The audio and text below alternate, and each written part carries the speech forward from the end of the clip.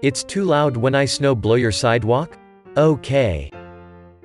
I have a sweet snowblower and I love to help out my neighbors by doing the whole block.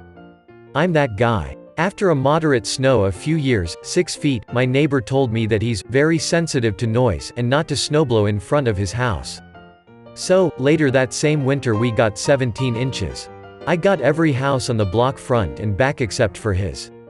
Even better, he was out of town, the weather warmed slightly for an afternoon then dropped again, so his 17 feet of snow became a wall-to-wall glacier. I live in Wisconsin. This is how we entertain ourselves in the winter. Wow, thought I was just sharing a little story. Thanks for all the interest. Here's a little more. First, he was not medically sensitive to sound. If he was, he would have said so and I would have respected that. I often saw him outside listening to the Brewers on a loud radio as he did yard work with municipal trucks and ambulances etc. rolling by. Also, it was late morning. This is a guy who returned a plate of cookies because he was upset that we didn't know that he thinks sugar is evil. He yelled at kids for chalk drawings on the sidewalk. Second, we didn't speak often and he never mentioned the ice wall. I do not have any photos, unfortunately.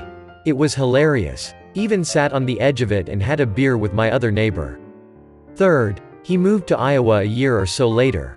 How's this for passive-aggressive? Thank God he moved because Iowa might be just nice enough to handle him. Is it malicious compliance, just malicious, or just compliance? I guess that's up to you. Jerk vendor gets pissed for being paid a day late, takes us to court, wins and gets ordered to pay us $200. This happened at work some time ago. Vendor is legal services company we are required to use with 1 or 2 of our clients. We'd prefer anybody else as they are pretty slow, expensive, and have been jerks to us for years, apparently because we have the audacity to not use them exclusively. We missed paying one bill for this vendor on a case, likely got misplaced into the wrong stack. As soon as we noticed this the next day, we paid it. Even hand-delivered the check to their office. It was a few days later they call us, demanding that we need to also pay the court-mandated late payment fine. These vendors are to be paid for their service within X days of date it was rendered or there is a fixed small fine paid to the vendor. By this point we figured out that in our rush to pay them that other morning, we accidentally also mailed them a second check, paying them twice. We tell them this and to just consider that the fine payment. They did not care for this and that they were going to take this to court to have a judge make us also pay them the late fee. We agree, because this is going to be funny, and get a hearing date calendared. It ended up being a 5-minute hearing. The judge agrees that we need to pay the fine since it was indeed paid late, but because we had accidentally paid them twice already, he orders them to pay us back the difference of $200 and some change. Judge then spent the next 4 minutes berated them for being petty. So instead of getting paid double, they needed to be jerks and spend time and money for their lawyer to go to court for 5 minutes to then be ordered to pay us back most of an overpayment. Edit for clarity: since there were a lot of similar comments, legal bills are separated by case, client, copy job, etc., and not one single bill for everything at the end of the month. This is because everything gets expended up the chain and the money will come from various accounts, because insurance. So for this vendor, we had paid X one of X bills, where X could be anywhere from a few to several hundred. The actual amounts of money here are trivial compared to our billable hourly rates. This is what made the whole thing even more silly. The check that got mailed was likely automatically generated from our billing system, which probably means that that specific bill came in late to us. We manually made the check that was hand-delivered.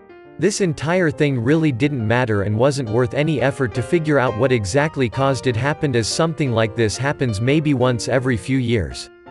As I understand it, this particular fine here was a recent regularly change because some of them were not getting paid for years and the entire process of them trying to get paid was one many leaking holes in this system.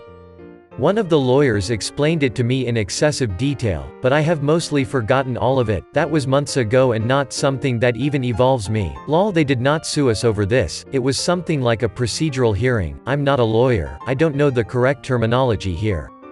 It was still a laughable overstep by them, as what they did is the sort of thing for when you haven't been paid for months, years, not 12 hours.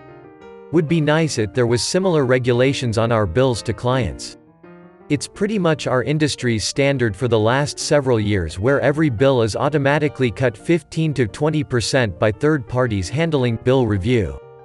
Often takes 2 to 6 months to get mostly fully paid. If you'd worked in medical billing before, you likely know this sort of thing well.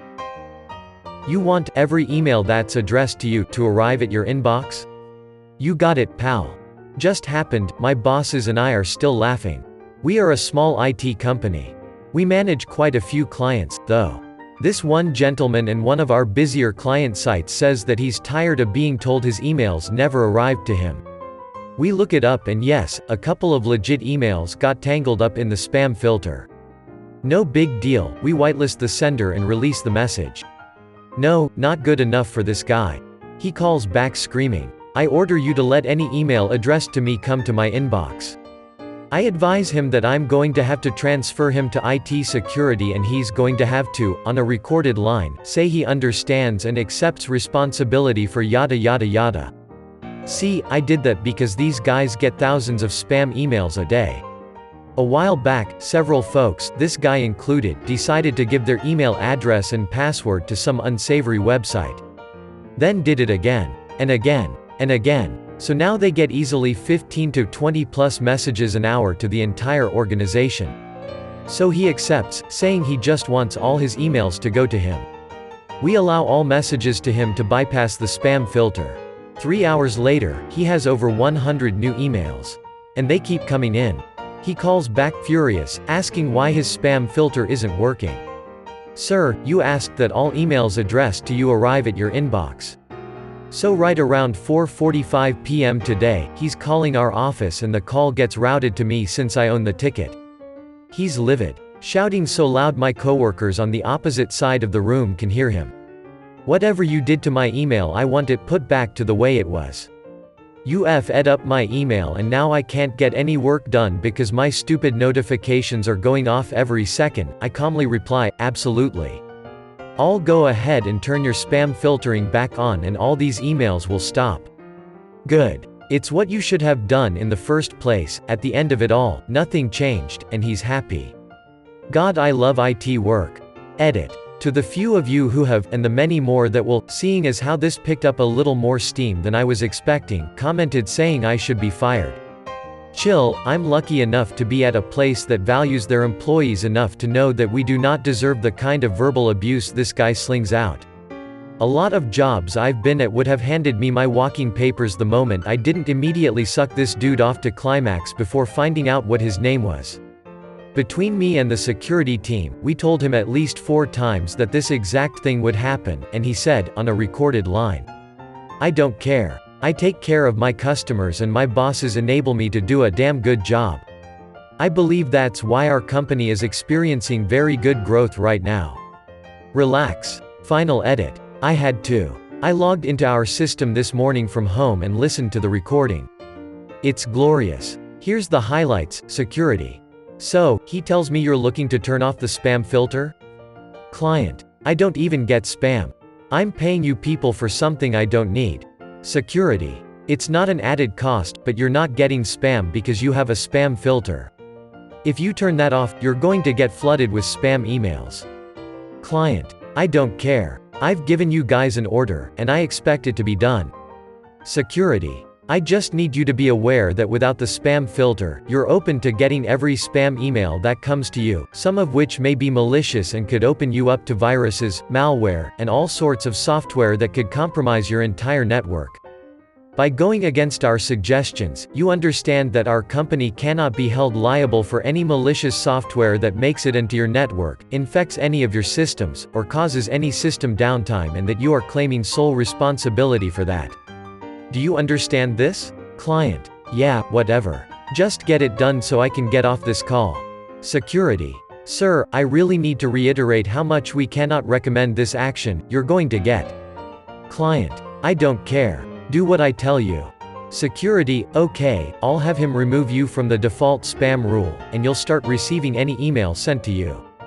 Again, it's going to be a lot. The spam filter actually does catch a lot of spam." Client. "I don't care. Just do it." Security. "Okay then. Thank you. Have a good day." Click.